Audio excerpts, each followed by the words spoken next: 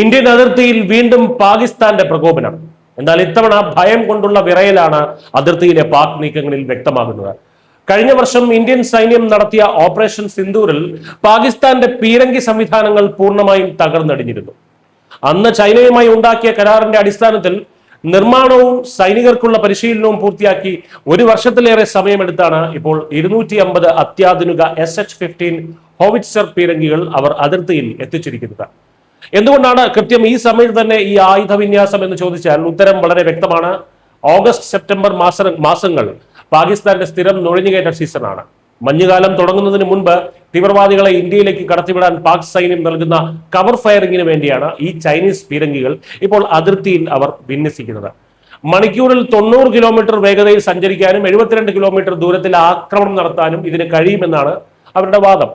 പ്രധാനമായും shoot and സ്കൂട്ട് സാങ്കേതിക വിദ്യയാണ് പാകിസ്ഥാൻ ഇതിൽ ഉപയോഗിക്കുന്നത്. അതായത് ഒളിച്ചിരുന്ന് അടിക്കുക, ഇന്ത്യയുടെ പ്രത്യാക്രമണം ഭയന്ന് വേഗം സ്ഥലം വിടുക. അതിർത്തിയിൽ ഇന്ത്യ വിന്യസിച്ചിട്ടുള്ള വമ്പൻ സൈനിക സന്നാഹങ്ങളെ പാകിസ്ഥാൻ എത്രത്തോളം ഭയക്കുന്നുണ്ട് എന്നതിന്റെ വ്യക്തമായ തെളിവാണിത്. എന്നാൽ ഇങ്ങനെ ജീവനും കൊണ്ട് ഓടുമ്പോൾ ഈ ചൈനീസ് പാട്ടയും കൂടെ എടുത്തുകൊണ്ട് ഓടാൻ പാകിസ്ഥാൻ പ്രത്യേകം ഓർക്കണം. കാരണം 1999 കാർഗിൽ യുദ്ധത്തിൽ വലിയ ഹെവി മെഷീൻ ഗണ്ണുകളുമായി ഷോ കാണിക്കാൻ വന്ന പാക് സൈന്യത്തിന് സംഭവിച്ച ചരിത്രം നമ്മൾ മറന്നിട്ടില്ല.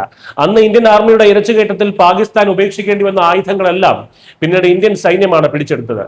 ഈ ചൈനീസ് ആയുധങ്ങൾ കാണിച്ച് ഇന്ത്യയെ ഭയപ്പെടുത്താമെന്നത് പാകിസ്ഥാന്റെ വെറും വ്യാമോഹം മാത്രമാണ് എന്നുള്ള കാര്യം പറയാതിരിക്കാൻ കഴിയില്ല. കാരണം പാകിസ്ഥാന്റെ ഏത് നീക്കത്തിനും ചുട്ട മറുപടി നൽകാൻ അതിശക്തമായിട്ടുള്ള K9 വജ്ര പീരങ്കികൾ ഇന്ത്യൻ സൈന്യത്തിന്റെ പക്കൽ സജ്ജമാണ്.